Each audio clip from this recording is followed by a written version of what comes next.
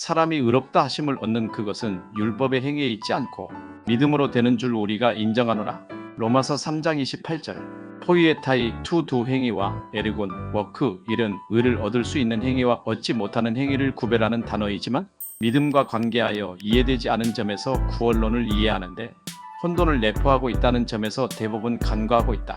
행위의 문제는 초대교회 시대 믿음과 행위에 대한 논쟁에서 야고보 사도가 영혼 없는 몸이 죽은 것 같이 행함이 없는 믿음은 죽은 것이니라. 야고보서 2장 26절로 충분히 이해되는가 싶었지만 개혁교회 안에서 예수 그리스도의 율법 행위에 대한 불분명한 오해로 신학적 논쟁으로 비화되는 아이러니한 현실을 보게 된다. 1. 서론으로 행위는 사람이 움직이지 않은 정지 상태에서 의지로부터 행위를 드러내는 행동으로 감각에 의한 행위과 지적기관에서 행동하려는 경향성 반로의 의식에 의해 목적을 향하여 움직이는 행위를 말한다. 의식 상태에서 행위는 지적 행동이고 지식과 관계없이 의식 없는 감각에 의한 행동을 무의식 행동이라고 한다.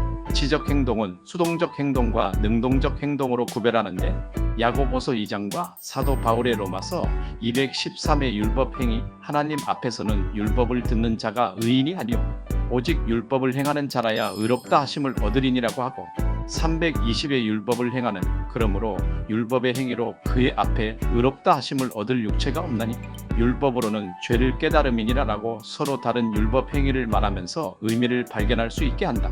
이와 같이 두 사도가 성경에 같은 표현을 사용하고 있다면 헬라 문화권에서 두 단어는 서로 구별된 결과를 나타내는 의미의 단어가 분명하다. 그러나 한국어 성경에는 두 단어를 동일하게 율법 행위라고 번역해 이 행위의 의미를 구별하지 않고 동일한 의미로 이해하게 할 우려가 있고 이를 수정하는데 어려움을 갖지 않을 수 없어서 원전 헬라어 성경을 참고해야만 바르게 해석할 수 있다. 선배 신학자들은 구원론을 전개함에 있어서 이 두 단어가 내포하는 의미로 인해 신앙의 출발점인 믿음에서부터 신학적으로 왜곡된 결과를 얻게 될 수도 있음을 알고 올바른 방향으로 주석해 주었다.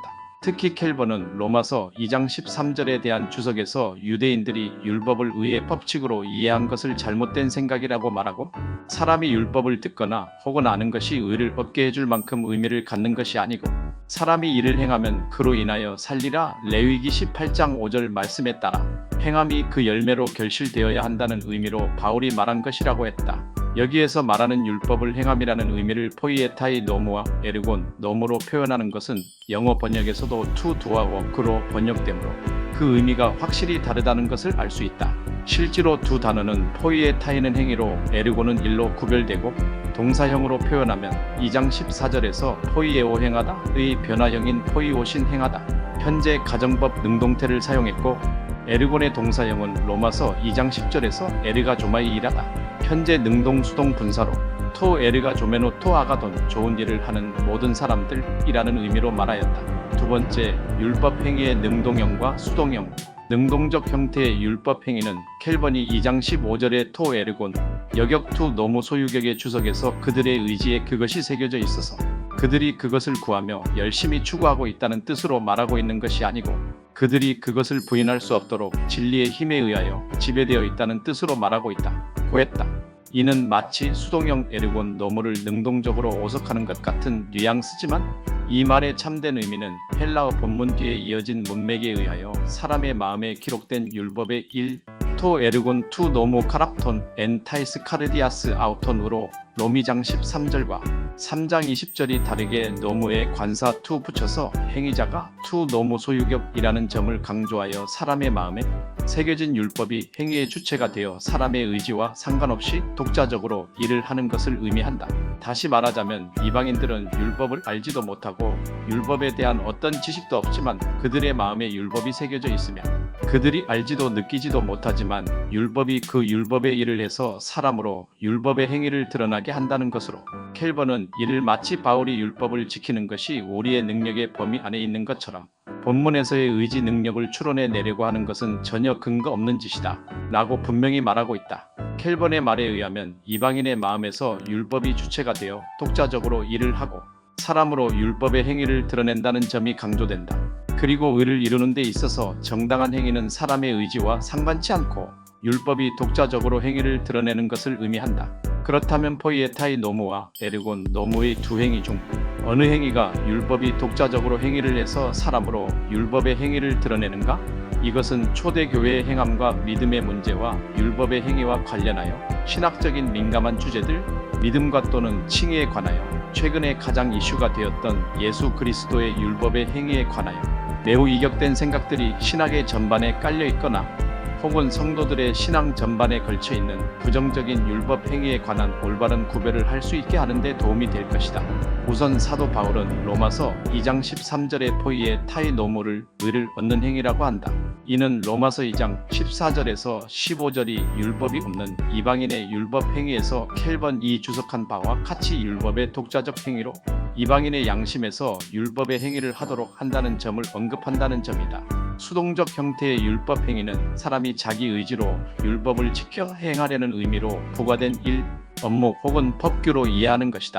이는 사람에게 내재하는 율법이 아니기 때문에 보거나 듣고 명령에 따르는 것이다. 사도 바울은 로마서 3장 20절에서 말하는 에르곤 노무이며 실제로 이는 할례를 행함으로 율법의 의를 얻는 인문으로 생각하는 유대인들에 대하여 그들의 거짓된 자신감을 배격하고자 하는 발언이라고 켈번은 그의 주석에서 언급한다. 또한 바울은 의롭다 하심을 얻을 육체가라고 말하는 것은 단순히 할례 행위로 성별되는 육체를 언급하는 것처럼 말하지만 실제로는 타락으로 말미암은 사람의 모든 행위를 온전하다고 할 수 없다는 것을 말한 것이다.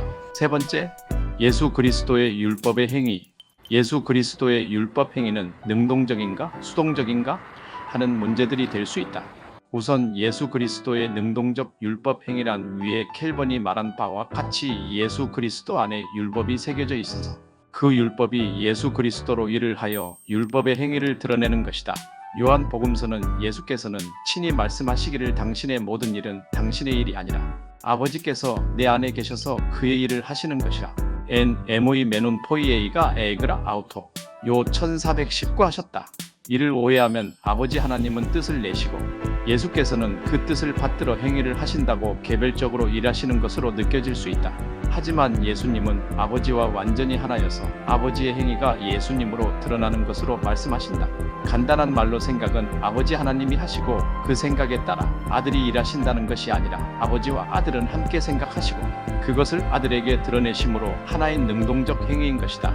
사람들이 대부분 예수님의 율법 행위를 심각하게 오해하는 것은 율법을 배우시고 그 지식을 습득하신 후 율법에 따라 공생애를 사신다는 수동적 율법 행위라고 생각하면서 이스라엘의 유대인으로 태어나셨기 때문에 율법을 지키시기 위해서 율법 배우셔야 한다고 생각한다.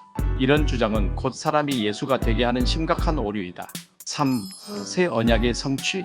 예수 그리스도의 율법의 능동적 성취에 대한 매우 민감한 주제의 논쟁이 있었다. 그러나 성경은 사도 바울이 로마서 12에 언급한 것과 같이 선지자들로 약속한 일이 성취되는 일이었다. 선지자 예레미야 31장 33절과 에스겔은 새 언약에 관하여 기록했다.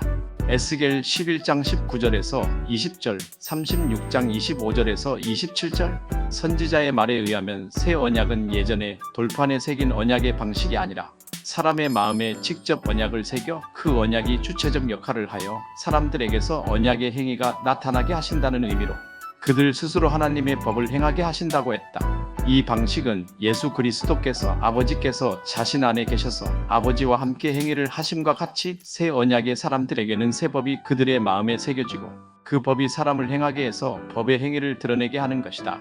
선지자가 말하는 새 언약은 애굽 땅에서 인도하던 날에 맺은 언약이 아니라 예수 그리스도로 말미암은 언약을 말하는데 최후의 만찬에서 이 예표로 보이시고 골고다 언덕에서 십자가의 죽으심으로 그 언약을 시행하셨다. 이로써 구약의 약속과 공생애 동안 율법대로 사심, 십자가의 죽으심, 부활의 복음을 완성하셨고 사도 바울이 로마서 1장 17절에서 복음에는 하나님의 의가 나타나서 믿음으로 믿음에 이르게 하나니라고 했다.